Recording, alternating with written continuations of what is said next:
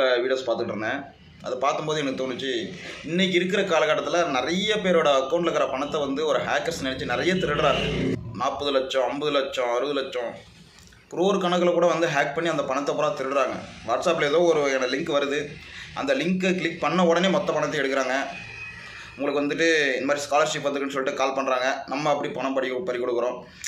So இந்த மாதிரி வந்து நிறைய பணம் வந்து காணாமல் போகுது. ஒரு விஷயம் வந்து இன்டர்நெட்டு இன்றைக்கி இருக்கிற காலகட்டத்தில் யூசர்ஸ் நிறைய இருக்குது. உலகம் பூரா அதில் தான் எங்கிட்ட இருக்குது. ஆனால் இன்னொரு பக்கம் பார்க்கும்போது அது ஒன் ஆஃப் த சேஃப் கிடையாது அப்படிங்கிற ஒரு விஷயந்தான். ஏன்னா எந்த ஒரு விஷயத்தையும் இன்டர்நெட்டில் வந்து ஹேக் பண்ணி எடுக்க முடியும். ஸோ ஒரு ஹேக்கர் நினச்சானா அது எல்லாத்தையும் எடுக்கிறாங்க. இன்றைக்கி நிறைய போலீஸ்கிட்ட போய் கம்ப்ளைண்ட் கொடுக்காங்க. இந்த இவ்வளோ பணம் போயிடுச்சு, இதை எப்படி பண்ணுறதுன்னு தெரியல, எல்லாமே பண்ணுறாங்க.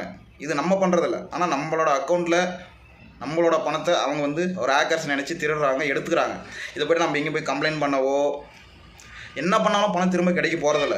ஒரு பக்கம் வருத்தப்பட வேண்டிய ஒரு விஷயம். இன்னொன்று, இதை ஏன் நான் சொல்கிறேன் அப்படின்னா, இன்றைக்கி இருக்கிற காலத்தில் எவ்வளோ பணம்னாலும் ஒரு ஹேக்கர் நினச்சா எடுக்க முடியலாம். ஆனால் அதுக்கு மாற்றாதான் இன்றைக்கி கிரிப்டோ கரன்சிகள் இண்டஸ்ட்ரி வந்துக்கிட்டு இருக்குது.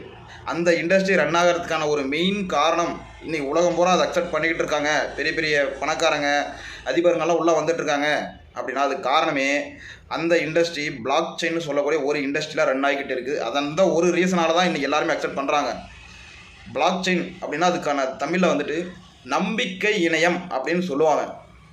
ஸோ இந்த இண்டஸ்ட்ரியில் வரக்கூடிய கிரிப்டோ கரன்சிகளாக இருக்கட்டும், இல்லை இந்த இண்டஸ்ட்ரியில் வந்து ஒரு ரியல் எஸ்டேட்டை வந்து கொண்டு வரலாம். இந்த மாதிரி நிறைய வந்து உலகம் போனால் நடக்குது. அவங்களோட டேட்டாஸு சேஃபாக இருக்கணும், அவங்களோட ஃபண்டு சேஃபாக இருக்கணும், எல்லாமே வந்து அந்த பிளாக் செயின்குள்ளே கொண்டு வந்துட்டுருக்காங்க. ஆல்மோஸ்ட் நிறைய இடங்களில் வந்து நிறைய ஸ்டேட்டில் நடந்துக்கிட்டு இருக்குது இந்தியாவில். ஸோ ஏன் வந்து கிரிப்டோ கரன்சியில் இன்வெஸ்ட் பண்ணணும் அப்படின்னா, இது எல்லாமே வந்து பிளாக் செயின்ற ஒரு சாஃப்ட்வேரில் அதுக்குள்ளே தான் இயங்கிட்டு இருக்குது. பிளாக் செயின் இல்லைனா கிரிப்டோ கரன்சிகள் இயங்க முடியாது. ஸோ இவ்வளோ தூரம் வர்றதுக்கு காரணம் இந்த பிளாக் செயின் அப்படிங்கிற ஒரு சாஃப்ட்வேர் தான். அந்த சாஃப்ட்வேரை யார் நினச்சாலுமே ஹேக் பண்ணவே முடியாது, ஏமாற்றவே முடியாது, திருட முடியாது. ஏன், அந்த சாஃப்ட்வேரே உருவாக்கினவங்க நினச்சா கூட அதில் இருக்கக்கூடிய ஃபண்டை வந்து எடுக்க முடியாது. அவங்களே நினச்சா கூட இந்த பிளாக் செயினை ஸ்டாப் பண்ண முடியாது. ஸோ அந்தளவு உலகத்தில் ஒரு சேஃபஸ்ட்டு செக்யூர்டு இருக்கக்கூடிய ஒரு சாஃப்ட்வேர் இருக்குன்னா அதுதான் பிளாக் செயின் இண்டஸ்ட்ரி. இன்றைக்கி அது வந்து ரொம்ப ஆரம்ப ஸ்டேஜில் இருக்குது. இது போக ஃப்யூச்சரில் பெரிய அளவு டெவலப் ஆகுது. ஆல்மோஸ்ட் ஒரு சில காலேஜில் வந்து இதெல்லாமே வந்து ஓப்பன் பண்ணிட்டாங்க. அதிலேருந்து 2 வருஷ கோர்ஸாலாம் எடுத்து படிக்கலாம். அது மாதிரி படித்தவங்கள்லாம் வந்து இன்றைக்கி பல லட்சங்கள் சம்பளம் வாங்கிட்டு இருக்காங்க. அந்த விஷயத்தையும் நான் பார்க்குறேன்.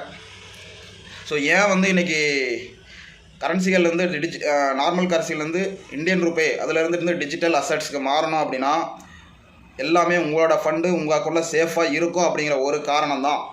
அது யார் நினச்சாலும் எடுக்க முடியாது. காரணம் ஒன்று, அது பிளாக் செயின்னு சொல்லக்கூடிய ஒரு சாஃப்ட்வேரில் தான் க்ரியேட் பண்ணியிருக்காங்க. இதை பற்றின நாலேஜ் வந்து ஒரு முறை நான் இப்போ சொல்கிறதுனாலையோ அது வந்து நடக்க போகல. இது வந்து டே பை டே படிக்கணும், செய்யணும். ஏன்னா இது உலகத்தை மாற்றிக்கிட்டு இருக்குது. ஃப்யூச்சரில் பெரிய அளவு மாறப்போகுது. இன்றைக்கி நான் வந்து சொல்லிக்கிட்டு இருக்கேன். ஆனால் என்னோடய ஃப்யூச்சர், என்னோடய குழந்தைங்களோட ஃப்யூச்சர், இப்போ பிறந்திருக்கக்கூடிய குழந்தைகள் அவங்களோட ஃப்யூச்சர் எல்லாமே இந்த உலகத்தில் தான் இருக்கும். இதில் தான் அவங்க இயங்குவாங்க. இதே வந்து மொபைலுங்கிற ஒரு விஷயம் வந்துட்டு இதே ஒரு 20 வருஷத்துக்கு முன்னாடி வந்து அவ்வளோ பெருசாக கிடையாது.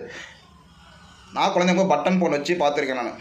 ஆனால் இன்றைக்கி பிறக்கிற குழந்தை பூரா இந்த சாஃப்ட்வேர், இந்த ஆண்ட்ராய்டு மொபைல் தான் யூஸ் பண்ணிக்கிட்டு இருக்குது. அப்போ அதே மாதிரி இந்த கிரிப்டோ கரன்சிகள்ன்றதும் வந்து ஃப்யூச்சரில் நம்ம இதை படிக்கலைன்னா நம்மளோட குழந்தைகள் வந்து இந்த உலகத்தில் தான் வாழுவாங்க. இன்றைக்கி இதை பற்றி சரியான புரிதல் எடுத்து பண்ணுறவங்கலாம் செம்மையாக பணம் சம்பாதிப்பாங்க. மெயினாக இதில் இன்வெஸ்ட் பண்ணுறதுக்கான ஒரு காரணம், யார் நினச்சாலுமே உங்களோட பணத்தை ஹேக் பண்ணவோ திருடவோ எடுக்கவே முடியவே முடியாது. ஃபுல் அண்ட் ஃபுல் சேஃப்டியாக இருக்கின்ற ஒரு காரணத்துக்காக தான்.